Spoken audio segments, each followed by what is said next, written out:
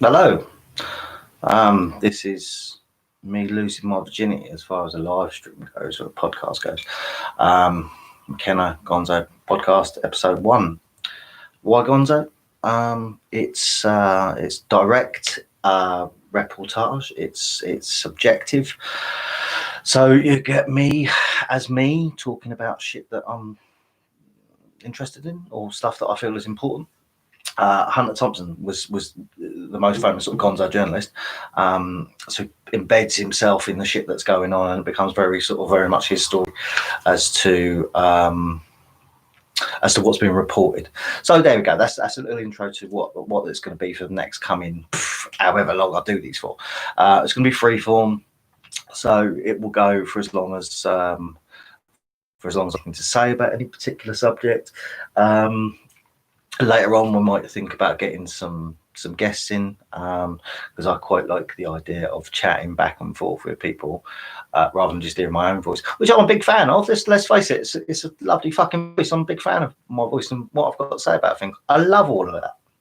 Which the reason for doing the first episode in this way was to take certain things, and I want to talk about narcissism first because I think it's a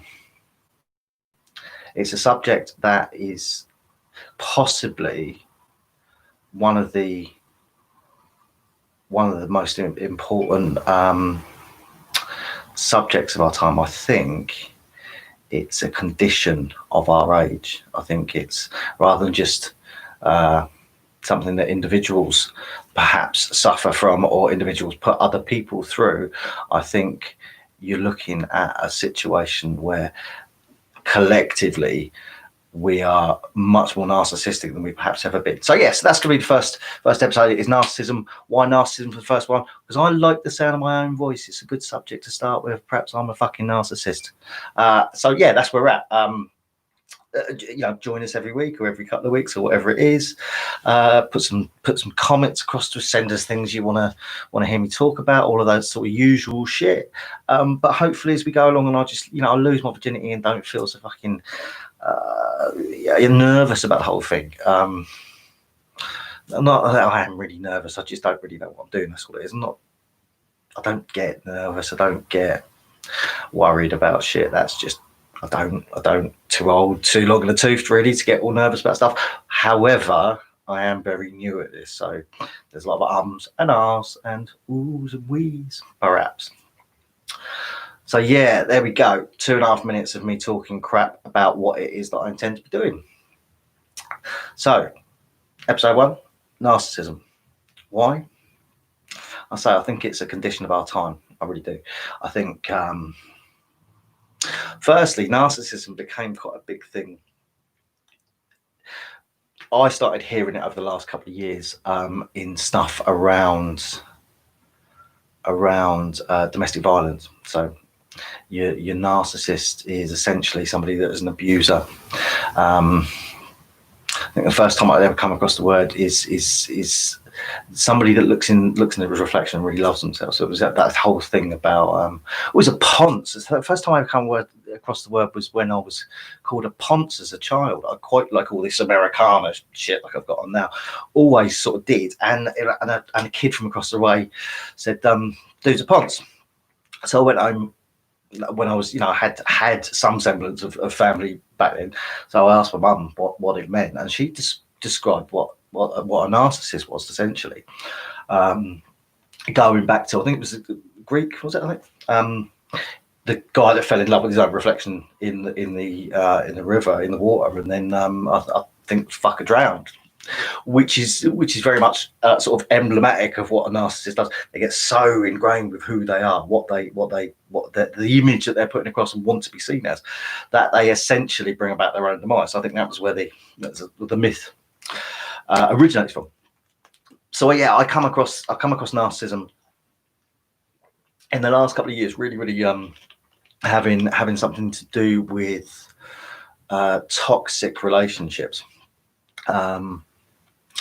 So the abuser is a narcissist. Now, okay, so I took some time to try and get my head around that. Why would somebody who's concerned with how their image, someone that's a bit of an egocentric prick, why would they suddenly be recognised as the key types of abuser for our time?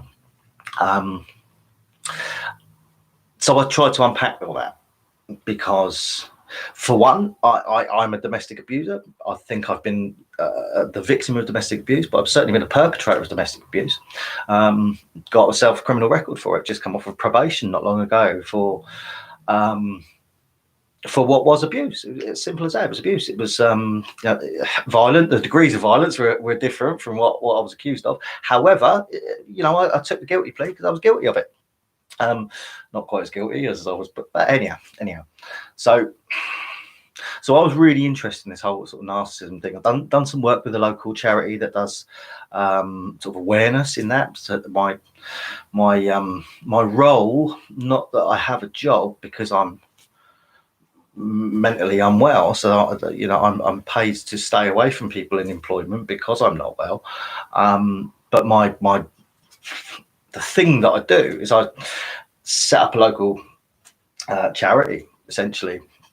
Food bank is essentially it, but lots of other things, the stuff that goes with food that's not necessarily always food, to support the community, lots of community events and support is generally sort of what that is.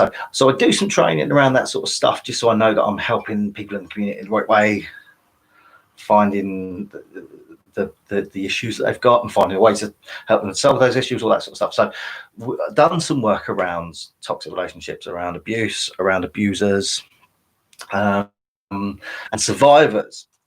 So I tried to unpack the whole narcissism thing with the guys that were training us, largely because I think I was worried that I was one. Certainly, like I say, I love the sound of my own voice. I think my ideas are real fucking special. I'm a funny guy, all that sort of stuff. And I know all that, and I like all that, and I dine out on that a lot. I wouldn't be here doing this now if I didn't think that something that I had to bring to the world was a little bit special. Yeah, well, it'll be different, whatever. As a recovering addict, well, that's another part of me. Recovering addicts, we'll deal with that later on, I'm sure. Is I know that I have incredibly low self-esteem, but an incredibly large fucking ego. So I'm well aware of what my own sort of narcissistic traits, my own traits to say, look at me being wonderful, look at me filling the room with character. Everyone fucking applaud the wonderful guy that I am. Get that. So I can't, is part of my abuse, is that because I cannot negotiate relationships? Is it because I can't behave in a certain way? I get frustrated that my views not getting put across as well as I'd like them to get put across. Or is it because I'm a narcissist? Is it because I have to control everything around me in a certain way, and if it doesn't go that way, then I cause trouble? Or part of the way that I get my own way is to be abusive, is to be neglectful, financially abusive, controlling, coercive, that sort of stuff, to gaslight, And one of the wonderful things that I was told was, if you are asking if you're a narcissist, then you probably aren't one. So I really, really like that, because it meant that I wasn't. It wasn't, But no, I like that because the narcissist is perhaps somebody that is unable to understand, unable to work on an idea that they are in need of some development, in need of some work, that something that they were doing was amiss. So that was really interesting. It was really interesting because it was, got me off the hook to a degree. It was really interesting because there's something that you can work with. There's something you can work with for the survivor. Like, excuse my eye contact. Like I say, I'm still learning. So I'm trying to direct address, trying to talk to an imaginary audience, and hopefully someone picks this up, and I'll work on the old eye contact bit, and we'll get it right at some point. So what I was finding with narcissism, just in terms of abuse, is that perhaps we've got ourselves to the stage where we've labelled a particular type of abuser, and rightly so, because people that are making somebody else a victim, making somebody else's life fucking awful, definitely should be called out on what they're doing, and confronted and forced to pay for the wrongs that they do. Absolutely. My worry, as with anything, particularly going back to years like ADHD, when I was a teacher years back, and the label was thrown around so much, and just that, well, actually, this guy here, like, you know, he's young and he's causing a load of shit in class because he's young and he wants to cause a load of shit in class. Doesn't necessarily need the label of somebody that's unwell or atypical in any way that should take him away from the mainstream. Just, you know, work on that bit where you're being a prick. It's cool. We're all angsty. That's cool. But just work on it a little bit and don't cause that shit for the rest of the class that's doing it. Perhaps not the label. So I'm always working on this idea that perhaps the label isn't a helpful thing to have. So I saw narcissist thrown around a lot for somebody that's abusive. Now I think, are we a generation of snowflakes? At one point I was like, no, I'm proud to be a snowflake, and I'll bust me fucking nerve on your mouth for calling me one. However, now I'm sort of leaning further away from the, look at me unconsciously doing that, further away from the radical left I used to think I was, and worried that we are a bit sort of easily offended by things.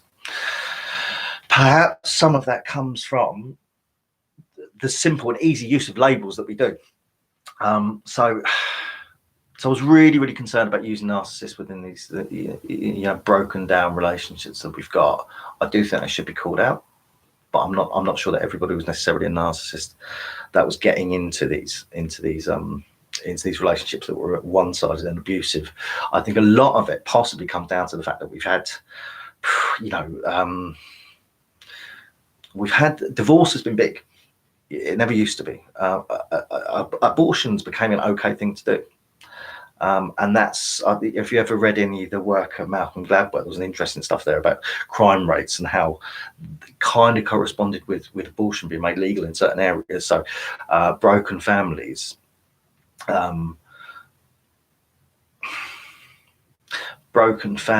became more or less broken according to whether could not have abortions, and there was some correlation there.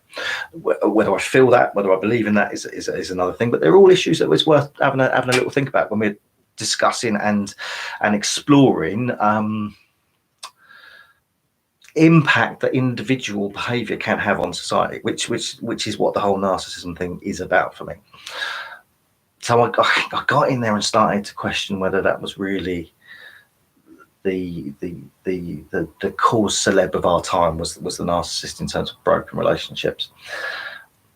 And I think to a large degree it is. To a large degree, this narcissistic behaviour is what's causing people to be victimized and to be abused over many years, causes people to you know, on the receiving end of the narcissism, to be so hemmed in with their options, so downtrodden, that you lose any sense of there being any route to freedom, any route back to a normal semblance of a life that you could have, maybe should have had, or definitely should have had. So something that needs working on, definitely, that's a given. My worry is that narcissism is symptomatic of our time. Narcissism has something to do with who we're breeding. That maybe the narcissist isn't evil like we would deem a psychopath, but they do evil things. They do bad things, but they're not necessarily aware that they do it. And I think some are. I think some are deliberately controlling, and some are real fucking nasty pricks. You can't question that when you see somebody that's out and out abusing someone. They know how much control they're putting in. I think they're very conscious of that, and you can't take that away from it. They're conscious of it. They're being pricks. Simple. You got to do something about that. My worry was that perhaps people are developing narcissistic traits without fully being conscious of that, because I don't think many people are self-aware. Sort of the 12-step work that I did forced me, as did probation, forced me to look at myself in ways that I'm not sure that I would have had the tools to do otherwise. So we've got narcissists coming through in society more than I imagine we ever had. And my concern is that most people who are showing narcissistic traits, I think we've got a problem with connection there, so we'll see what goes on. I think most people that are showing some sort of narcissistic traits are not aware that they're showing that. So we've got to a place in society where we've got really, really unhealthy relationships.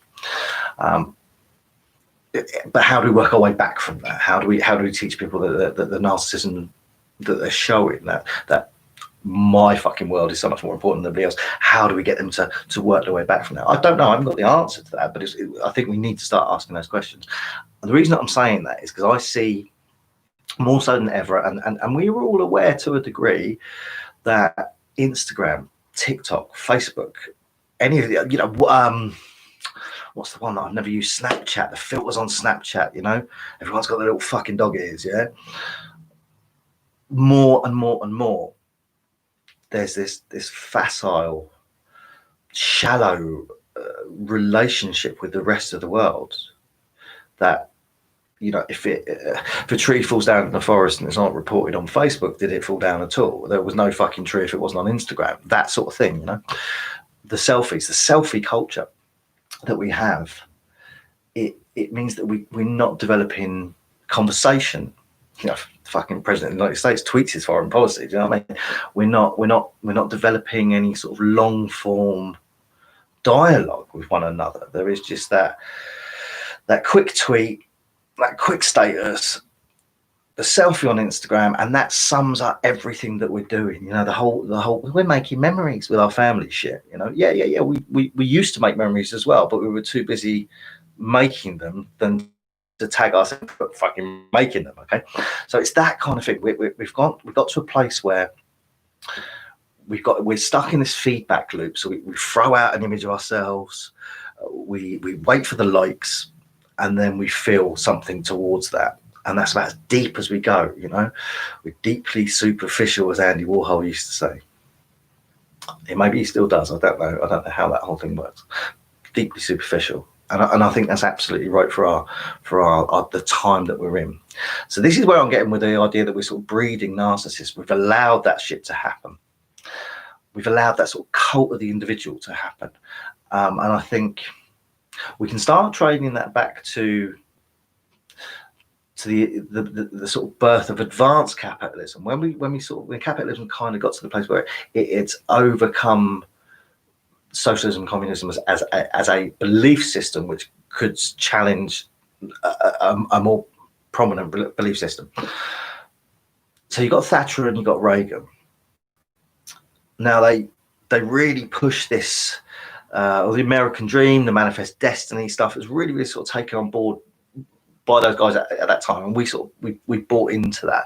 This idea of like self-made man, this idea that you can overcome anything to earn anything within a free market on your own. It was devoid from state. State didn't get involved. Money would work itself out. We removed more and more things, privatized more and more things, so there was less of a corporate control of things, and we were sold this dream, and we bought into the dream as well. Let's not take away any of our responsibility here, because that's key to not having a narcissistic culture. I think is us holding that responsibility in place. We lapped up this whole thing of I on my own have the right to earn, succeed, acquire and build more than everybody else. And then once there's me, there's my family, there's my friends, there's perhaps the area that I come from, then the country that I come from. And we sort of, we downgrade like that. But essentially it's about me. I have the right to amass this wealth on my own, regardless of the impact that has on anybody else, And then we pay lip service to taxes which keep our fucking roads clear and the lights on and all that sort of shit. But essentially that was where we were at as a governing belief system for the West.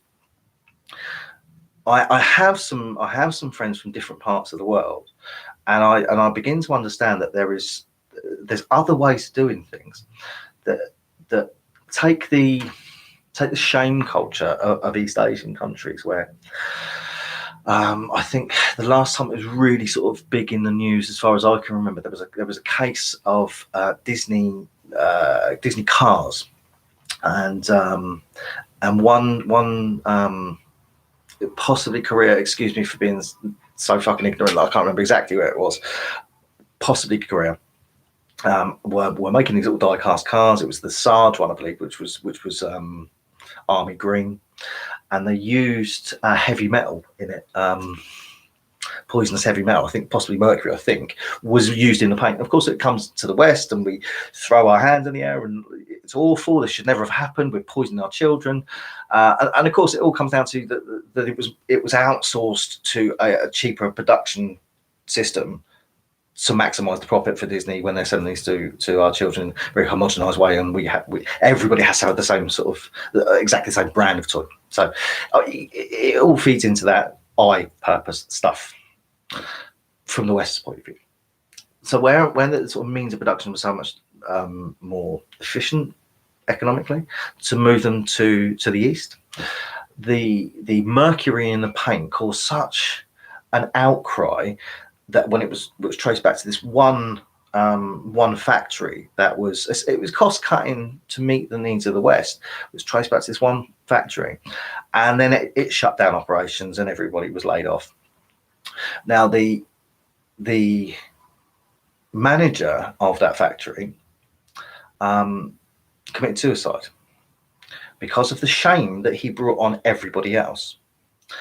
It wasn't, and this is a paradigm shift in how we think in the West.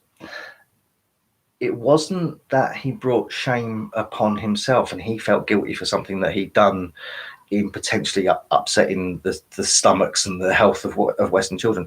It was that he had embarrassed and brought about hardships and difficulty on the part of the community that he was integral to.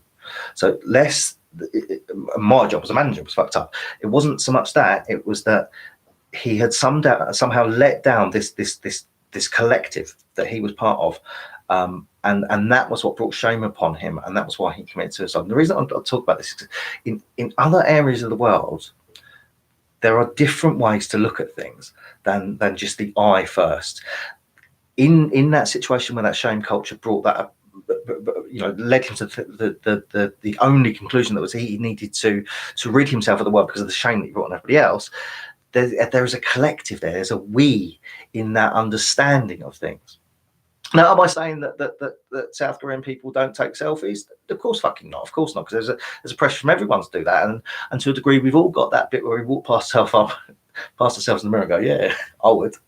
We all do that to some degree at some point. Does my bum look big in this? Well, does it fucking matter? But yet we all do at some point. So I'm not suggesting that for the slightest. But there is a paradigm shift in how we view ourselves in the West as I. And how perhaps other parts of the world are more ingrained in this whole collective understanding of things. And I think perhaps that we look at fighting narcissism by taking some of that shit on board. I think, not to beat capitalism with any sort of stick of superiority. I haven't got an answer as to what would be a better alternative.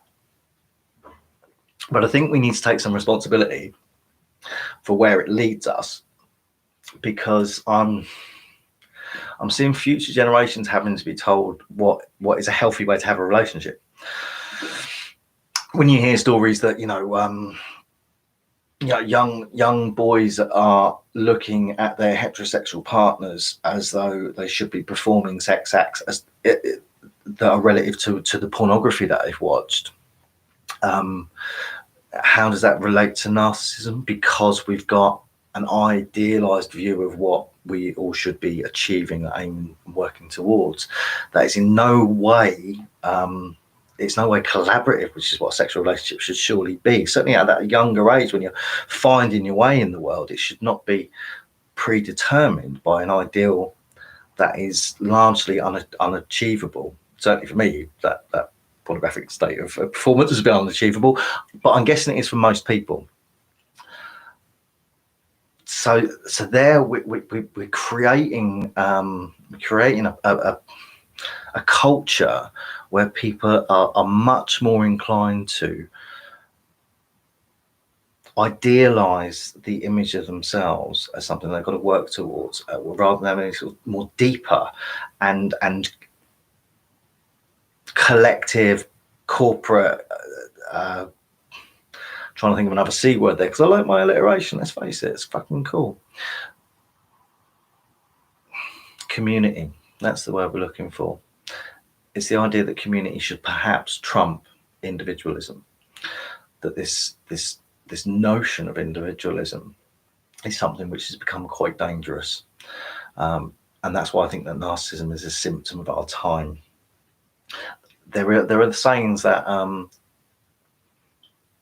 I think it's the Ubuntu, the African notion that it takes a village to raise a child, and I am because we are.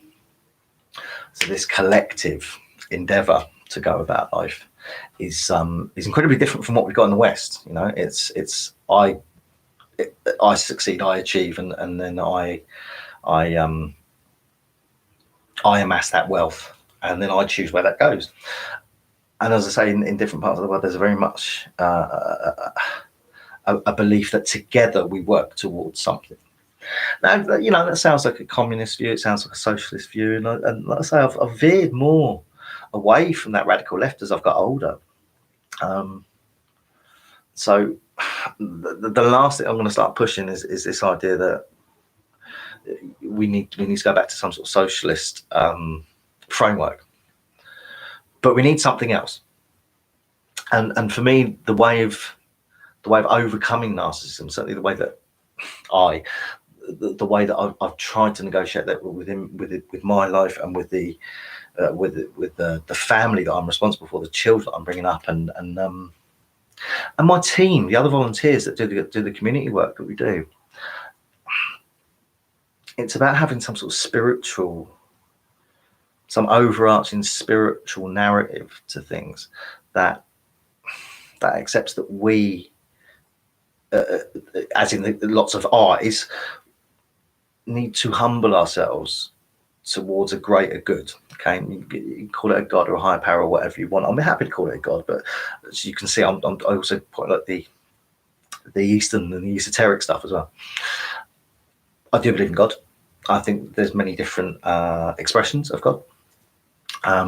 Mine is not necessarily a white guy from Palestine. You know, I don't buy that shit. However, I'm sort of schooled for the past 10 years in Christianity.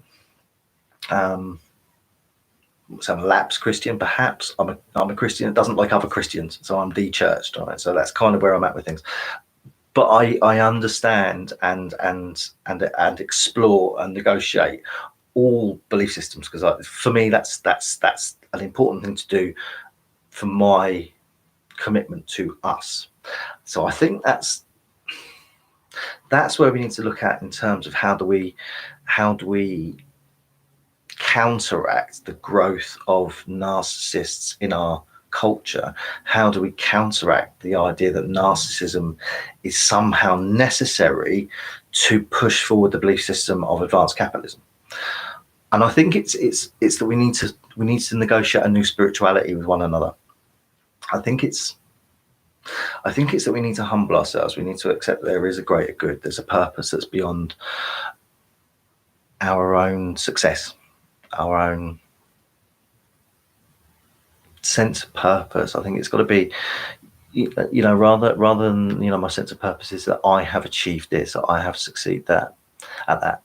I think it must be that purpose is more akin to we have moved ourselves away from suffering to a degree. Again, I'm not sure how we do this, but I certainly think we need to look at being more mindful and pushing in more mindful practices, certainly with the next generations that are coming through. Like I said, we're having to teach young boys and girls to respect one another, something that I grew up just knowing that sort of shit, you know. So I wasn't always very good at it. I can treat people like crap. I have. And responded to being treated like crap in a really, really shit way too. So I get that perhaps these things aren't innate, but they're more of a certain time, perhaps. But moving forward, we've really set our kids up and the next generation up for a fall because we're busy taking selfies. We're busy telling ourselves that our dreams are more important than everybody else's. So that's the shit they're growing up with.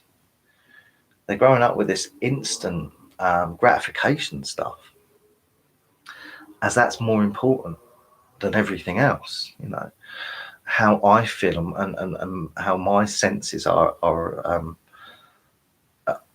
satisfied and satiated and adhered to by the whole world is so much more important than those next to me. It's so much more important than all of us together.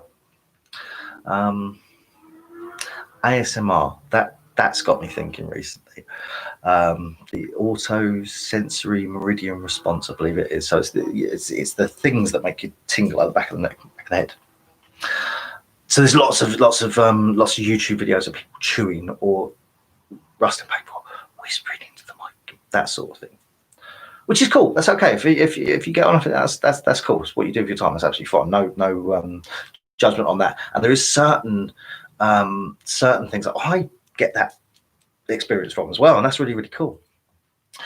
The reason I mention it is because it seems to be another, the trends that happen seems to be another trend that is, my sensations are really important. I must have immediate gratification because I am somehow more important than other things in the world.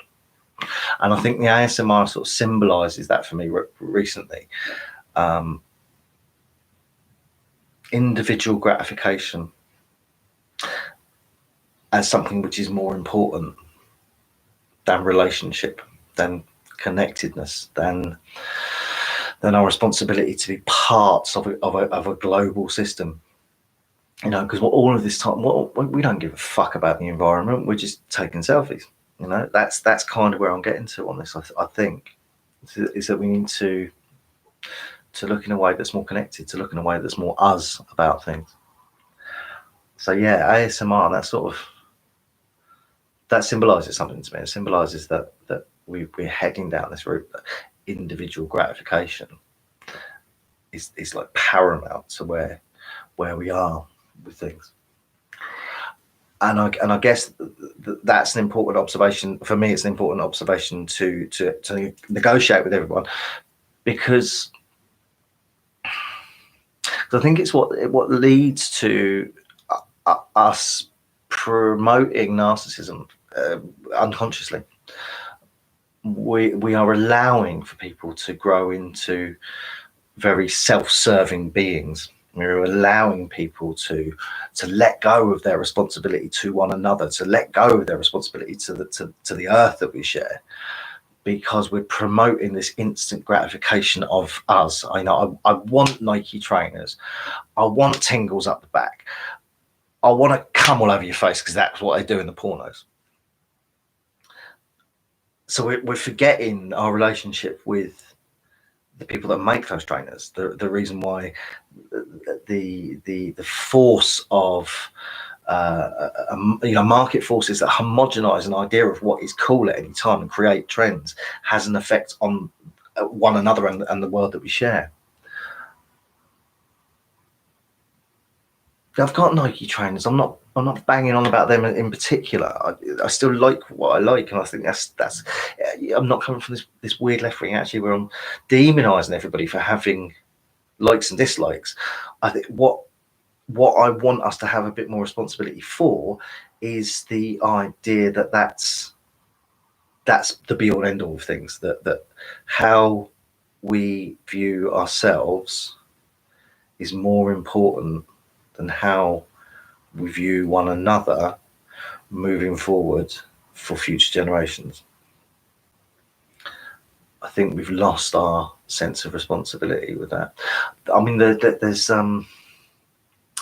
the spirituality of the East again, with the sort of ancestral ideas that our ancestors are perpetually sort of haunting the environments that we're in almost like a governing sense, in a guardian sense, not knocking things off the shelf and making very crass and one-dimensional horror movies for us, but in this sense that they are always with us. There is a heritage there which is worthy. There's reverence, there's respect for it, and I think in the West we commodified all that shit. It's a horror movie, instant gratification stuff again. Do you know, there's no deeper meaning to it. There's no relating to one another in that, you know. And I think heritage is important for that. I think it's important to know that the people that have gone before us have often fought for our freedoms, often, you know, died for the things that we take for granted. And we need to see our sense in history too, in as much that we are doing those things, we are fighting those fights, we are winning those battles, we are making those freedoms for those who are going to go after us. And that's a responsibility thing, one that I think that we too easily forget in our quest to make ourselves feel a little bit better. So yeah, am I a narcissist? I don't know. I fucking think I'm great, but I do spend quite a lot more time thinking about us, so perhaps not. But it's certainly worth asking those questions. Certainly in relationships that are damaged, it's worth asking those questions. And when we see other people that we care for, or even other people that we realise are there within our communities that are being the victims of narcissistic behaviour, we need to take a bit more responsibility for that. We need to care for our neighbours a little bit more than we perhaps do. I don't think we could wade into anybody else's relationship and tell them what's what. I think that would be irresponsible. For one, it would be too forceful, too combative, too confrontational to do that. I'm sure that's not the way that anybody responds to anything well. But we should take some more responsibility for that. I'm not sure all narcissists, like I say, I'm not sure all narcissists understand that they're narcissists. I'm not sure all controlling people understand they're being controlling. I do think we've bred a generation, perhaps, in the West certainly, of people that are forcing their worldview, which is very narrow-minded, it's very much I want this and I like that, onto the next person around them, and taking away any sense of self that they've got to serve their own need for gratification. I'm not always convinced that that's a conscious thing. I'm not always convinced that those people know that they're being narcissists. So we need to help one another to understand our narcissistic tendencies. We need to help one another understand when what you want or what I want is not as important what we have together and we have to do for future generations. We owe to our ancestors where they've, you know, the life that they've afforded us with their own sacrifices. So it's about education. I think it's about us being reflective, understanding those traits in ourselves, being cool with some of them. You know, because just because you have your eyebrows done, or you go to a tanning salon, or whatever is your thing, that's okay. That's cool. We've all got those things. We all like to feel a little bit like our egos fluffed up a little bit. We're a little bit more self-assured, a little bit happy with who we are. That's great. That's fucking fantastic. We should all feel that, and we should promote that with one another. We should all make each other feel really, really good about ourselves. But if that's the only thing that we can relate to the rest of the world with, then there's a fucking problem. Surely there's an issue there. If the length of my beard is more important than my relationship to the environment, then I fucking got it wrong. I reckon that's where I'm going with this. So we need to take responsibility for one another. We need to take responsibility for understanding where we're at with things. And I think that's pretty much the most we can do. Actually, no, we can do much more. We can always do much more, you know. But that's as much as we can do for the next generations. We can scaffold that understanding for them. We can build a framework in which they can develop their sense of self and develop their sense of responsibility to one another within that framework that doesn't promote this vacuous drive towards celebrating the most minuscule and pathetic parts of ourselves, you know. And we can still have a giggle while we're doing it, surely. Because, you know, we ain't here for long, so we may as well do. Well, I'm pretty sure I've said about as much as I can say about narcissism without having a conversation with somebody else. To backwards and forwards that, because I've talked a lot about individual ego and the responsibility to one another.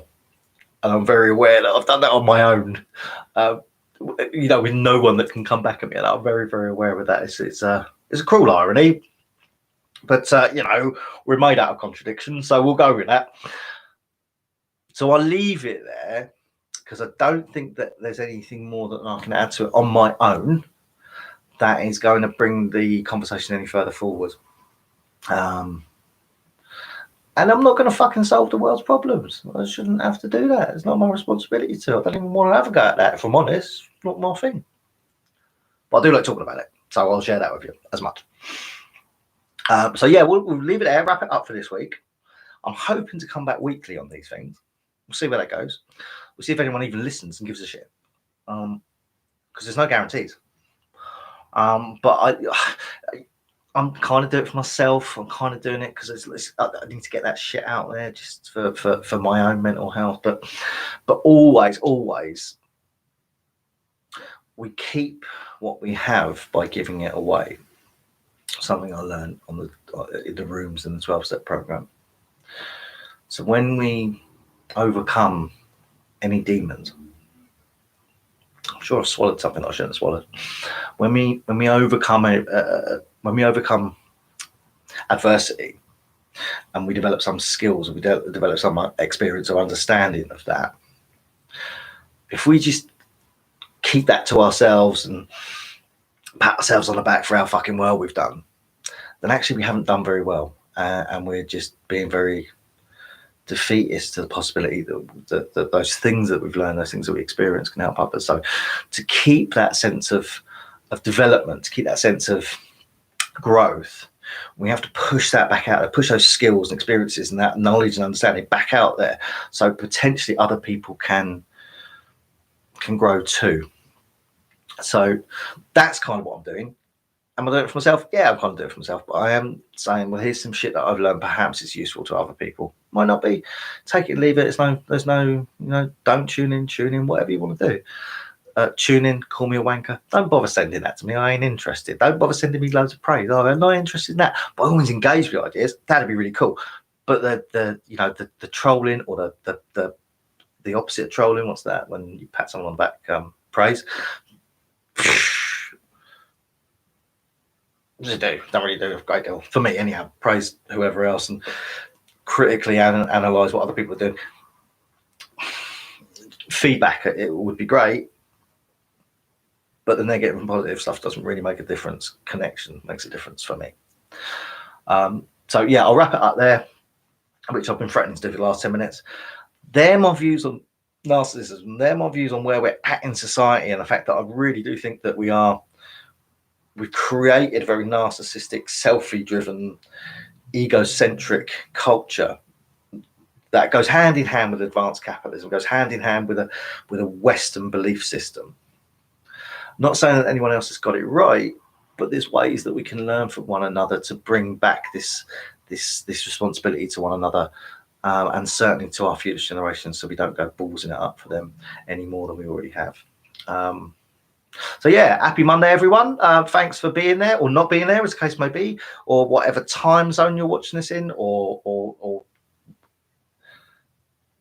you may watch this, you may listen to this, you may come back to it, you may not. It might sit there in this vacuum, but it's out there, and I'm grateful for that.